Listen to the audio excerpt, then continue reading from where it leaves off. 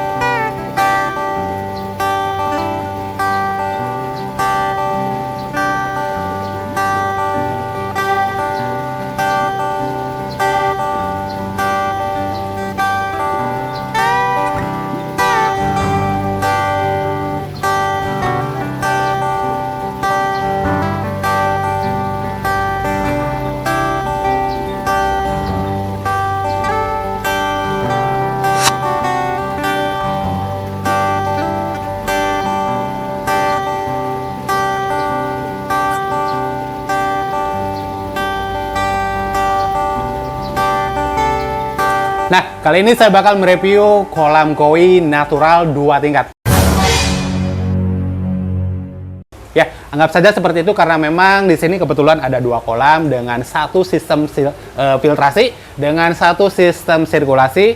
Dan kali ini saya mau langsung berbincang-bincang dengan Kang siapa, Kang? Kang Faisal. Kang Faisal. Ya. Kang Faisal ini sebagai apa? Sebagai kiper. Sebagai kiper. Ya. Kiper untuk kolam-kolam yang di sini. Ya. Oke. Untuk di kolam-kolam ini karena sebagian besar atau ada beberapa lah ikan-ikannya tuh dari saya gitu. Oh, dari Kang Faisal. Ya. Oke. Berarti Kang Faisal ini sebagai seller atau farm atau breeder? Bisa disebut reseller, bisa disebut farm kecil-kecilan lah. Berhubung saya juga masih belajar gitu, nggak terlalu besar seperti farm-farm di luar sana. Kalau untuk namanya, nama farm ataupun sellernya? Gambar Alam Kois Gambar Alam Kois Majalengka. Iya. Untuk alamatnya, Kang? Di Jatiwangi. Jatiwangi. Untuk detailnya? Untuk alamat detailnya di Desa Buruju Kulon, Kecamatan Jatiwangi, Kabupaten Majalengka. Kabupaten Majalengka. Nah, kebetulan satu kabupaten juga dengan saya dan satu kecamatan juga.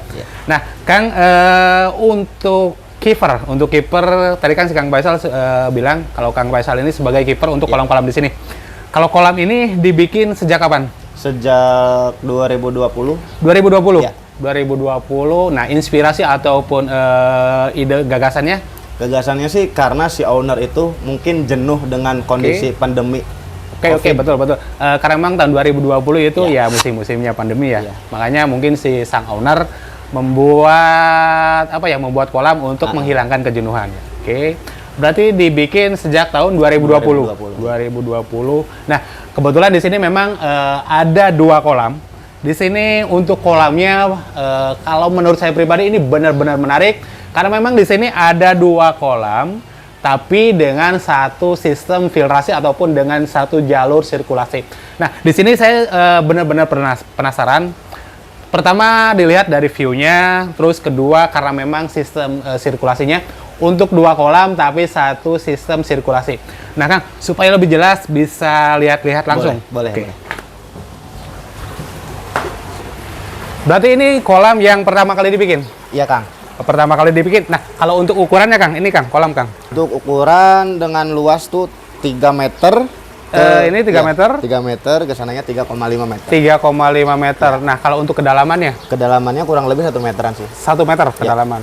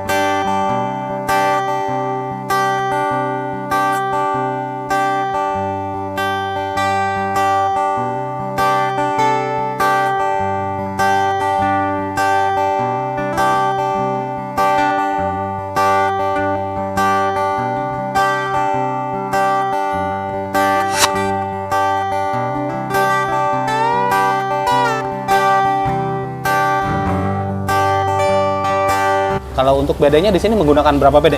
BD-nya satu. Satu. Iya. Pipanya berapa dim? Pipanya tuh 4. 4 dim. 4 in. Kalau skimmer? Skimmer 1. Skimmer itu ya, Iya, pipanya 3 ya? 3 in ya? Oke, 3 in, BD 1 menggunakan yang 4 dim, skimmer 1 juga menggunakan yang 3 in. 3 in. Oke, kedalaman tadi tuh 1 meter. 1 meteran ya? Kalau untuk populasi ikan yang berada di kolam ini ada berapa ya? Untuk populasi sih, tadinya sih kolamnya populasi ikan banyak, padat. Nah, berhubung makin besar terus si owner itu suka kepincut sama ikan-ikan yang baru. Iya, pastilah. Setiap hobi pasti gitu sih. Setiap para hobis pasti ketika melihat ikan baru pasti tertarik. Oke. Makanya mungkin awalnya ini lebih padat daripada sekarang ya. Dari sekarang mungkin sekarang di kisaran 15-17-an. Okay. Untuk jenis-jenisnya di sini yang saya perhatikan ada soragoy ya, kohaku, terus gosiki. Iya. Nah, untuk yang soragoy itu size-nya berapa, Kang? Untuk yang soragoy itu kurang lebih size-nya tuh 55-56 sih. 55 up lah ya? Iya. Oke, terus untuk yang ini gosiki? Yang gosiki 48-49. 48-49. Oke. Nah, Kang, kalau untuk budget.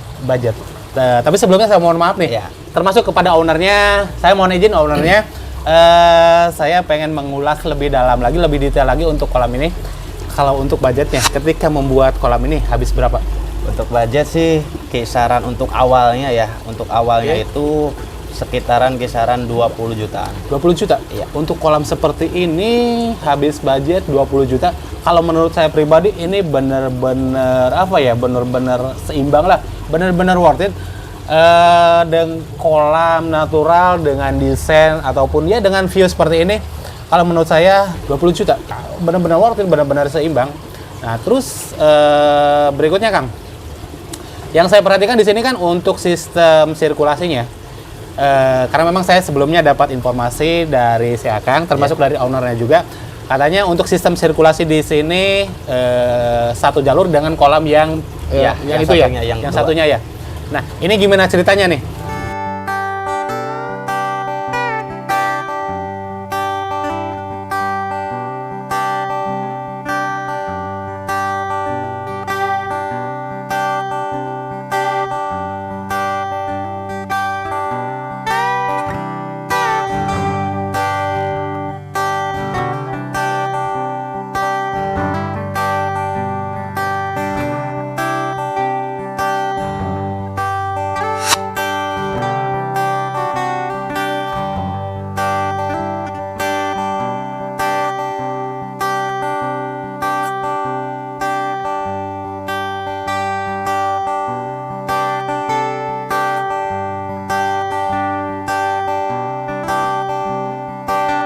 Nah, Kang, untuk sistem sirkulasinya, untuk kedua kolam ini, karena memang tadi sebelumnya kan saya dapat informasi dari ownernya, termasuk dari si Akang juga, untuk dua kolam ini katanya satu sistem sirkulasi ya? Satu sistem sirkulasi. Nah, ini gimana ceritanya nih, ataupun gimana sistemnya nih?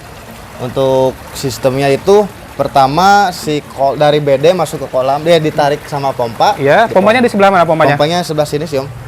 Oh, berarti di bawah sini? Iya, di bawah bonsai ini. Nah, dari sini ditarik sama pompa masuk ke chamber. Ya. Ini chamber-chambernya ya? Iya, ada 6 sih total. 6 chamber? 6 total. 6 chamber untuk media filternya? Media filter untuk yang pertama sama yang kedua itu diisi sama jaring nelayan. Jaring nelayan? Ditumpuk sama oyster. Oyster, berarti oyster sebagai pemberat? Pemberat, ya. Nah, berikutnya untuk chamber berikutnya? Ya biologis lah. Biologis. Gitu. Nah, kalau untuk pompanya? Menggunakan pompa yang berapa LPH? Pompanya itu 35.000 LPH. 35.000 LPH. Ya. Oke. Nah, berarti dari kolam ini disedot menggunakan pompa dialirkan ke chamber ini ya. Baru dari chamber ini lari ke kolam yang ini. Kolam. Oke. Yang kedua masuk. Ini dari kolam sini lari ke ini ya, ke sini ya? Iya. Ke jalur sini ya.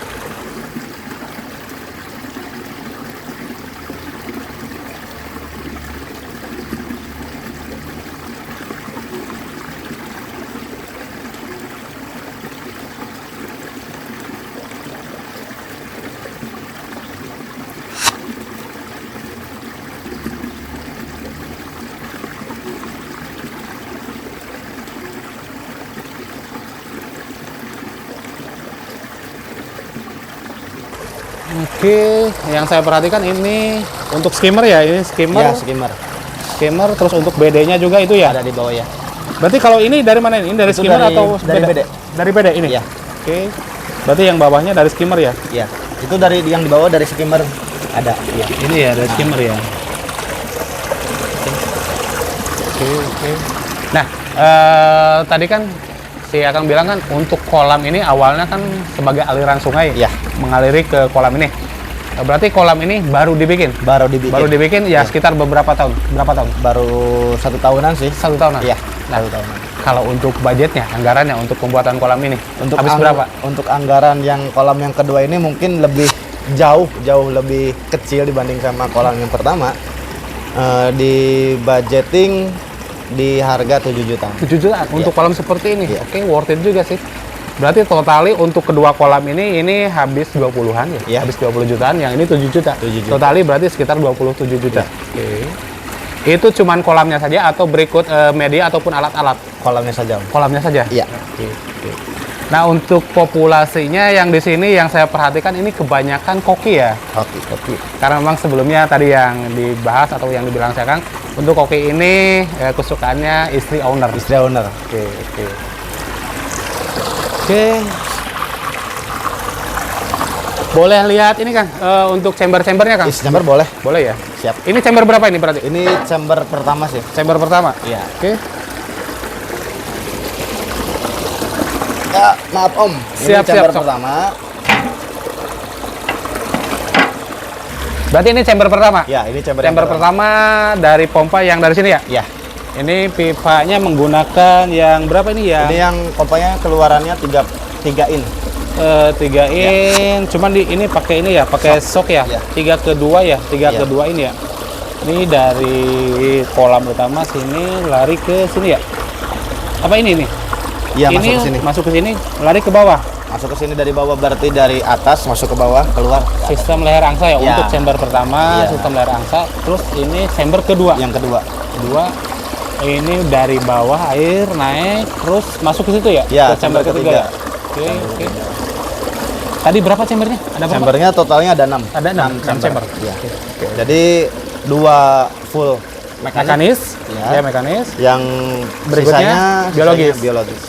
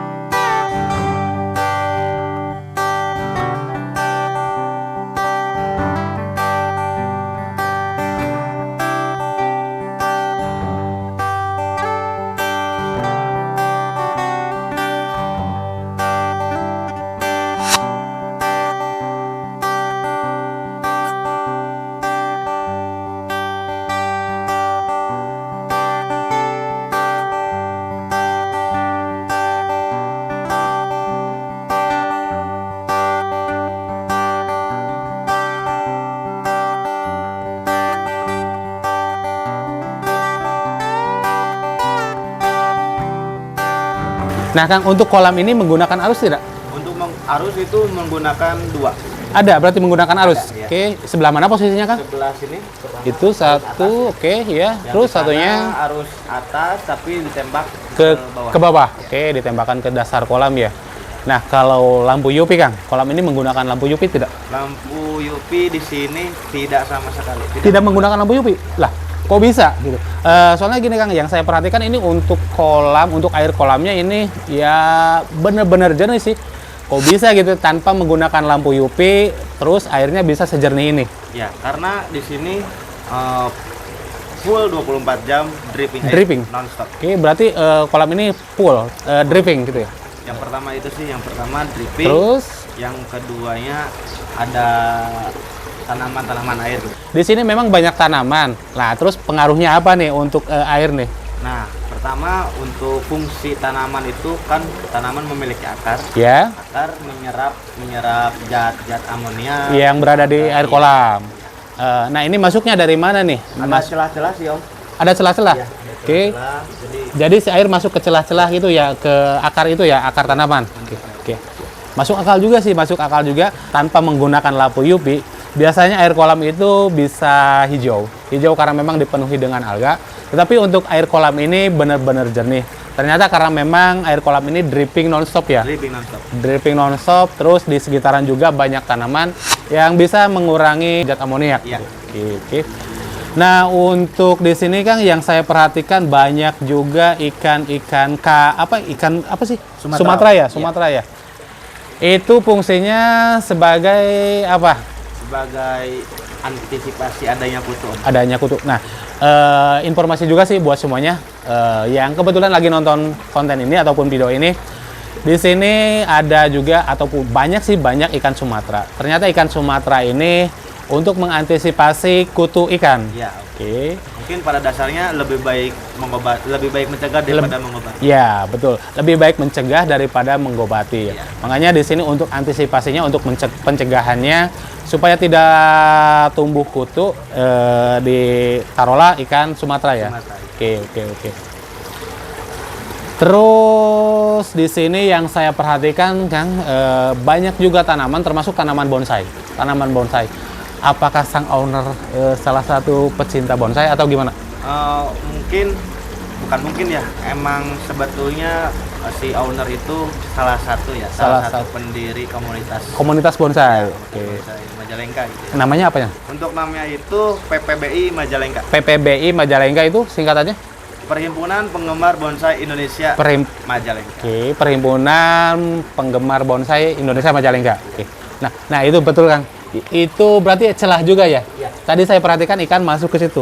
Berarti celah itu melewati nanti ke akar-akar ya? Ya, akar-akar. Oke, masuk akal juga sih. Saya di sini yang lebih tertarik itu yang kujaku sama yang gosiki nih ya, kalau yang di kolam ini nih. Karena untuk kujaku dia fukurinnya, ring-ringnya dia padat. Terus untuk warna benihnya dia juga benar-benar strong. Terus untuk yang gosiki ya benihnya dia strong juga sih. Oke Kang, barangkali ada tips ataupun pesan-pesan untuk para hobis koi, terutama untuk kolam natural seperti ini? Untuk tips atau sarannya itu mungkin yang pertama pelihara air. Pelihara air. Karena dengan kita memelihara air, maka ikan juga akan ikut tumbuh, ikut berkembang dengan sangat baik. Ya, betul. Ya. Terus yang kedua itu tanaman. Ya. Tanaman itu fungsinya menyerap zat-zat yang kurang baik bagi ikan ya. Umumnya pada kolam-kolam natural seperti ini gitu kan. Tapi mungkin alangkah lebih baiknya di kolam minimalis, di kolam yang besar seperti itu juga harus ditanami tanaman air ya. Karena memang tanaman tersebut bisa menyerap zat amoniak yang berbahaya bagi ikan. Terus tanaman tersebut juga bisa mengurangi atau ya bisa menyerap zat-zat yang berbahaya bagi ikan. Oke, karena memang kebetulan juga sih di kolam saya, ya meskipun kolam saya minimalis, tetapi di waterfallnya saya tanami tanaman air. Yaitu saya gunakan tanaman sirih garing. Karena saya membaca artikel fungsinya tanaman air itu bisa menyerap zat amoniak yang berbahaya bagi ikan. Oke Kang, terima kasih atas waktunya. Sama-sama. Next time semoga kita bisa ngobrol-ngobrol lagi. Dan next time saya bakal berkunjung ke farmnya ya Kang. Siap. Oke, terima kasih ya Kang. Siap.